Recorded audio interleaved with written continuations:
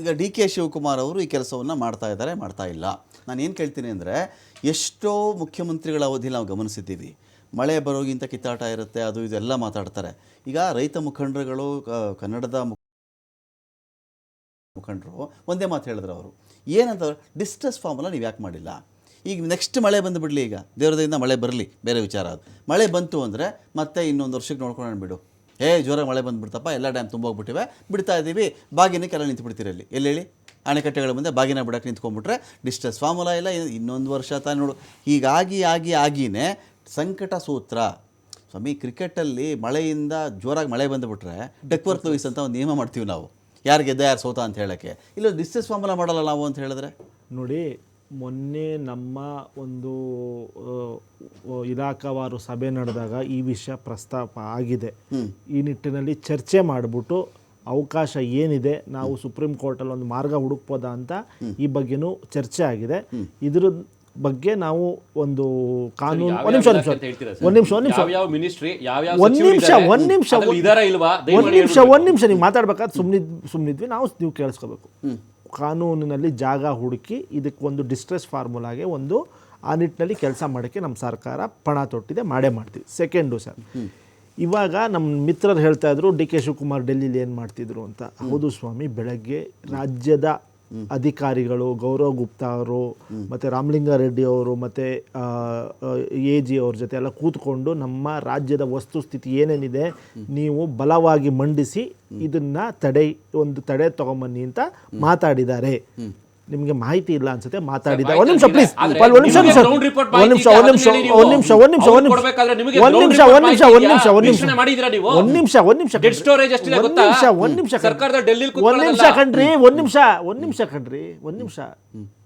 ಇವಾಗ ರಾಜ್ಯದಿಂದ ಆಯ್ಕೆಯಾಗಿರೋ ಸಂಸದರು 19 ಜನ. ಬಸವರಾಜ ಬೊಮ್ಮಾಯಿ ಇದ್ದಾರೆ, ಅವ್ರ ಕಾಲದಲ್ಲೂ ರಾಜ್ಯದಲ್ಲಿ ಭೀಕರವಾಗಿ ಒಂದ್ ನಿಮಿಷ ಕಣ್ರಿ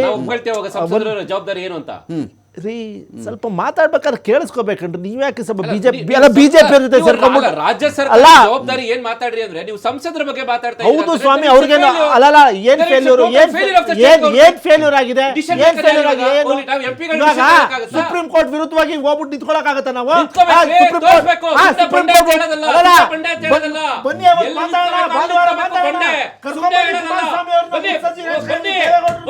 ನಾಳೆ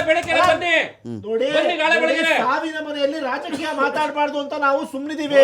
ನಾವು ರಾಜಕೀಯ ಮಾತಾಡಬೇಕು ಅಂದ್ರೆ ನಾವು ರಾಜಕೀಯ ಮಾತಾಡ್ತೀವಿ. ಸಾವಿನ ಮನೆಯಲ್ಲಿ ನಾವು ರಾಜಕೀಯ ಮಾತಾಡಬಾರ್ದು ಅಂತ ನೋಡಿ. ರಾಜಕೀಯ ಅಲ್ಲ ಇದು. ಅಲ್ಲ, ಮತ್ತೆ ನೀವು ಮಾಡ್ತೀರಾ ರಾಜಕೀಯ. ನಾವೆಲ್ಲ ರಾಜಕೀಯ ಮಾಡ್ತಾ ಇದ್ದೀವಿ. ರಾಜ್ಯ ಸರ್ಕಾರ ನೀವು ಜವಾಬ್ದಾರಿ ತಗೊಳ್ಳಿ. ಜವಾಬ್ದಾರಿ ತಗೊಂಡಿಲ್ಲ ನೋಡಿ. ಕೃಷಿ ಸಚಿವರಲ್ಲಿ ಕೃಷಿ ಸಚಿವರಲ್ಲಿ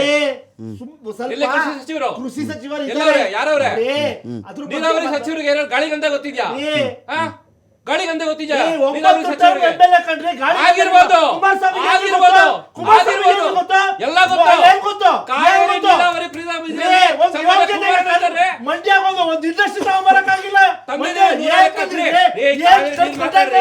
ಕಾವೇರಿ ನೀರ್ ಮಾತಾಡಿ ನೀವು. ಕಾವೇರಿ ನೀರ್ ಬಗ್ಗೆ ಮಾತಾಡೋದಕ್ಕೆ ನಿಮ್ಮ ಸಚಿವರಿಗೆ ಮಾಹಿತಿ ಇದೆಯಾ? ಕೃಷಿ ಸಚಿವರು ಇದ್ದಾರಾ? CM ಇದ್ರ, DCM ಇದ್ರ, ಸನ್ಮಾನ್ಯ ಸಿದ್ದರಾಮಯ್ಯ ಅವರು ಇದ್ರ? ಅಲ್ಲಿ ಕಾವೇರಿ ಟೆಕ್ನಿಕಲ್ ಟೀಮ್ ಅಲ್ಲಿ ಇತ್ತ? ಅಲ್ಲಿ ರಿಪೋರ್ಟ್ ಕೈಯಲ್ಲಿ ಇದೆಯಾ? ಗ್ರೌಂಡ್ ರಿಪೋರ್ಟ್ ಹೋಗಿದ್ದೀರಾ? ಎಷ್ಟು ನೀರಿದೆ ಅಂತ ಗೊತ್ತಾ ನಿಮ್ಗೆ? ವೀಕ್ಷಣೆ ಮಾಡಿದೀರಾ? ಯಾರು ಏನ್ ಮಾಡಿದ್ರ ತೋರಿಸಿ, ಹೇಳಿ, ತೋರಿಸಿದ್ರೆ ಮಾತು ಮುಗಿತಾ? 9 ಬಾರಿ ಶಾಸಕರು ರಾಮಲಿಂಗಾರೆಡ್ಡಿ ಅವರು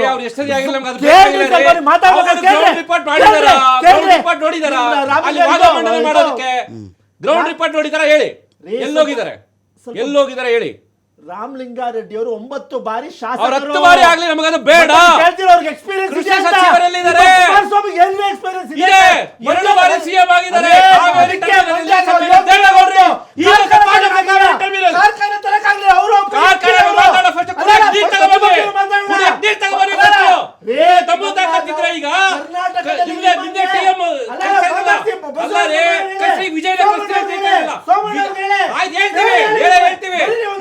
ಈಗ ವಿಜಯ ಬರ್ತೀವಿ ಅಂತ ಹೇಳ್ತಾ ಇದ್ರಲ್ಲ, ಈ ವಿಜಯ ಬರೋರು ನೀರು ಬಿಡಬೇಡಿ. ನಿಮ್ಗೆ ಇದ್ಯಾ ತಾಕತ್ತು? ವಿಜಯ ರಿಕ್ವೆಸ್ಟ್ ಮಾಡ್ತೀವಿ. ತಮಿಳುನಾಡು CM ಅವ್ರಿಗೆ ಹೇಳಿ, ಆಕ್ಷನ್ ತಗೋಬೇಡಿ, ನಾವು ನೀರು ಅಲ್ಲ, ತಗೊಳಲ್ಲ ಅಂತ ಹೇಳಿ ನೋಡೋಣ ನೀವು. ಬದ್ಧತೆ ಇದ್ರೆ ನೀವು ರಾಜ್ಯದ ಬದ್ಧತೆ ಇದ್ರೆ ಪ್ರಾದೇಶಿಕ ಪಕ್ಷ ಆಗಿದ್ರೆ ಪತ್ರ ಬರೀರಿ ನೋಡೋಣ, ನಿಮ್ ತಾಕತ್ತಿದ್ರೆ ಪತ್ರ ಬರೀರಿ, ತಾಕತ್ತಿದ್ರೆ ನಿಮ್ಗೆ.